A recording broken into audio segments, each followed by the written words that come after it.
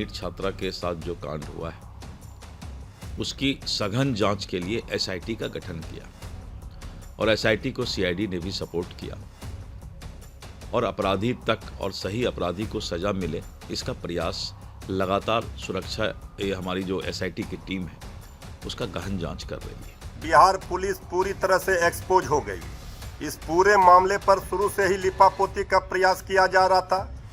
इसको सही दिशा में जांच नहीं हो रही थी। छोटी मछलियों पर कार्रवाई हो गई, बड़ी मछलियां आज भी सामने पुलिस नहीं ला पा रही है।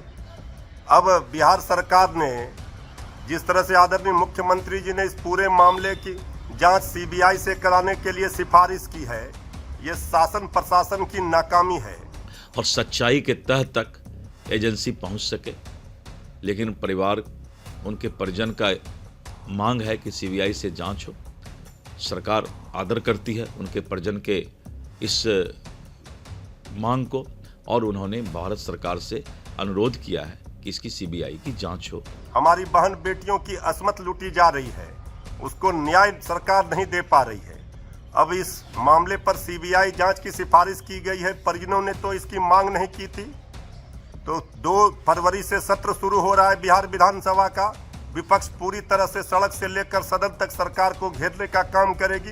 इसी से बचने के लिए ये सीबीआई जांच की सिफारिश की गई है। बिहार की वर्तमान सरकार ने ये मान लिया कि बिहार की पुलिस नाकाम है ऐसे केस की जांच में और उसमें दोषियों पर कार्रवाई और चिन्हित करने में। तो इसीलिए अब सीबीआई को सौंपा गया। अब देखना है कि सीबीआई कितनी कारगर साबित होती है और क्या इसमें जो सरकार के लोगों पर सवाल उठ रहे हैं कि हाई प्रोफाइल लोगों को बचाने की कवायद चल रही है, क्या इसीलिए सीबीआई को सौंपा गया। ये मामला सोचने वाला है, क्योंकि सीबीआई तो केंद्र के एनडीए सरकार के ही अधीन है। नमस्कार, जस्टिस फॉर निर्भया में आप सबों का स्वागत। चलिए, जिस बात का अंदेशा या जिस बात का संकेत मैंने 3 दिन पहले ही दे दिया था कि इस मामले की सीबीआई जांच होगी, आज आखिरकार सरकार ने निर्णय ले ही लिया। निर्णय की सूचना गृह मंत्री सम्राट चौधरी ने ट्वीट के सहारे दी है कि इस मामले की जांच अब सीबीआई करेगी निष्पक्ष और बेहतर जांच के लिए। तो ऐसे में सवाल उठना लाजमी है कि आखिर 20 दिनों तक बिहार पुलिस जो अनुसंधान किया, उस अनुसंधान में या तो कोई ऐसी बातें नहीं आई या फिर कुछ ऐसी बातें आई जिस पर सरकार असहज थी। सरकार वो बातें पब्लिक डोमेन में लाने से बचना चाह रही थी, इसलिए तो सीबीआई जांच का रिकमेंडेशन नहीं किया। वैसे बात अगर सीबीआई जांच की करें तो बरमेश्वर मुखिया का मामला हो, निमरोना का मामला हो, नमरोना मुजफ्फरपुर वाला, चाहे बालिका गिरी का मामला हो, गौतम शिल्पी का मामला हो, अभी तक जितने मामले सीबीआई, जहां तक हमें याद है जब से हम इस रिपोर्टिंग की दुनिया में आए हैं, बिहार पुलिस के अनुसंधान से बहुत ज्यादा आगे नहीं बढ़ पाई है सीबीआई। या यूं कहे कि सीबीआई बिहार पुलिस के अनुसंधान पर ही उसका अनुसंधान केंद्रित रहा है। बरमेश्वर मुखिया का ले लीजिए ना, जहां तक बिहार पुलिस ने अनुसंधान किया था, जिस पर बिहार पुलिस ने दबिश बनाई थी, जिसकी गिरफ्तारी हुई थी, सभी वही लोग हैं। उसको सीबीआई ने सरकारी गवाह बनाकर और लोगों को जोड़ दिया। सीबीआई अपने अनुसंधान में ये काम करती है कि अभियुक्त को सरकारी गवाह बना के बाकी अभियुक्त को शिकंजा में लाना चाहती है, उसका कार्यशैली है। और मुजफ्फरपुर बालिका गिरी का तो मैं हर एक अनुसंधान का हर एक बिंदु का मैं साक्षी हूं।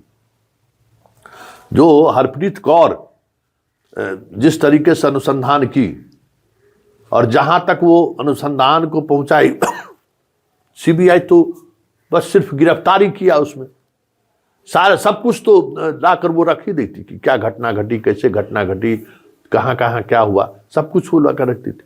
ये अलग बात है कि बीच में उसका तबादला कर दिया गया, लेकिन तबादले से पहले उसने सारी बातों को रख दी थी। कोई नया फैक्ट सीबीआई नहीं लाया मुजफ्फरपुर बालिका गिरी मामले में। हाँ, मंजू वर्मा के यहाँ रेड, मंत्री के यहाँ रेड के दौरान उसके घर से गोली बरामद हुई और उस गोली की वजह से उन पर मुकदमा चल रहा है, लेकिन कोई नया फैक्ट नहीं लाया। मंजू वर्मा के यहाँ छापेमारी के बाद भी कई ऐसी चीजें थी जिसकी उम्मीद की जा रही थी, वो चीजें सामने नहीं आई। वजह जो भी रहा हो, नवरुणा वाले मामले में लोग देख ही रहे हैं कि नवरुणा वाले मामले में सीबीआई अंततः कोई ऐसी कार्रवाई नहीं कर पाई जिससे जो बिहार पुलिस का अनुसंधान था उससे कोई उतर हुआ हो। गौतम शिल्पी का ही ले लीजिए, गौतम शिल्पी में भी जो बिहार पुलिस का फाइंडिंग था, सीबीआई की भी वही फाइंडिंग रही।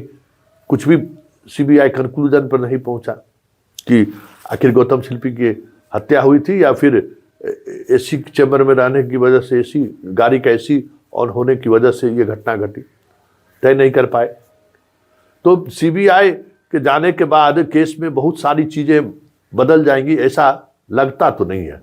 परमेश्वर मुखिया का ही केस देख लीजिए, बिहार के जितने भी केस, ललित नारायण मिश्रा को उस जमाने का केस ले लीजिए, क्या हुआ? अभी तक कोई फाइंडिंग नहीं है। बॉबी हत्याकांड में सीबीआई जांच हुआ, क्या हुआ? ठंडे बस्ता में डाल दिया गया। बिहार पुलिस जितनी कार्रवाई की थी उससे कार्रवाई आगे बढ़ नहीं पाई।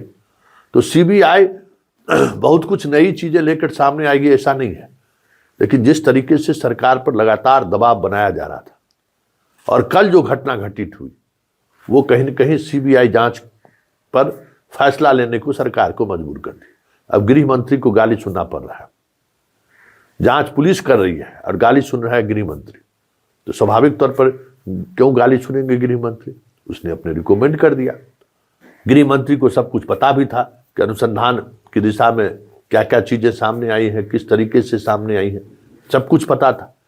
इसलिए बहुत सारी ऐसी चीजें हैं जो सीबीआई जांच के बाद सामने आएगा। हालांकि सीबीआई तो प्रेस कॉन्फ्रेंस करेगी नहीं, बिहार पुलिस तो प्रेस कॉन्फ्रेंस करती तो बहुत बातें आगे आ सकता था, लोग समझ भी सकते थे। सीबीआई तो कोई प्रेस कॉन्फ्रेंस करेगा नहीं, बहुत कुछ तो एक रिलीज जारी कर देगा।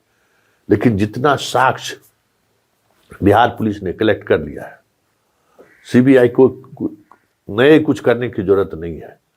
हाँ, उन्हीं साक्ष्यों का जो एक्सपर्ट है उस एक्सपर्ट से उसका वो मूल्यांकन कराएंगे, उससे उसकी जांच कराएंगे, उसमें जो चीजें सामने आएंगी उस पर आगे की कार्रवाई होगी।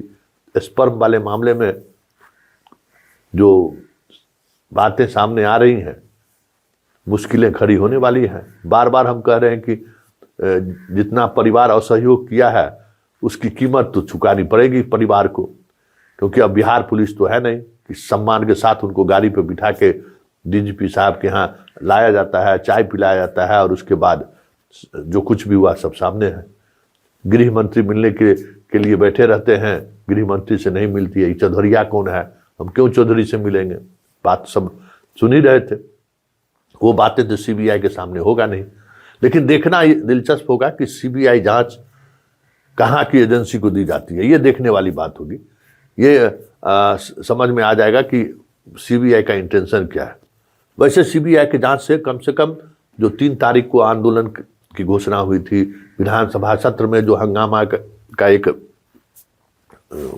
खबर आ ही रही थी कि लोग विधायक हंगामा कर सकते थे, वो सारी चीजें अब मतलब समझिए कि अब ठंडे बस्ते में हो गया। अब सीबीआई जांच हो गया। अब अपना न बिहार पुलिस को मतलब है, न बिहार की सरकार को मतलब है। हमने तो सीबीआई को दे दिया है। अब सीबीआई जाने कि उसमें क्या हो सकता है, सीबीआई जाने कि क्या क्या चीजें कलेक्ट करती है। मतलब बिहार से अब इस मुद्दे को लेकर बिहार में कोई सियासत हो सकता है, ना इस मुद्दे को लेकर बयानबाजी हो सकती है, और ना ही इस मुद्दे को लेकर अब नए क्या कहते हैं ना, हम मीडिया वाले जो थ्योरी गढ़ रहे थे अब वो थ्योरी गढ़ सकते हैं।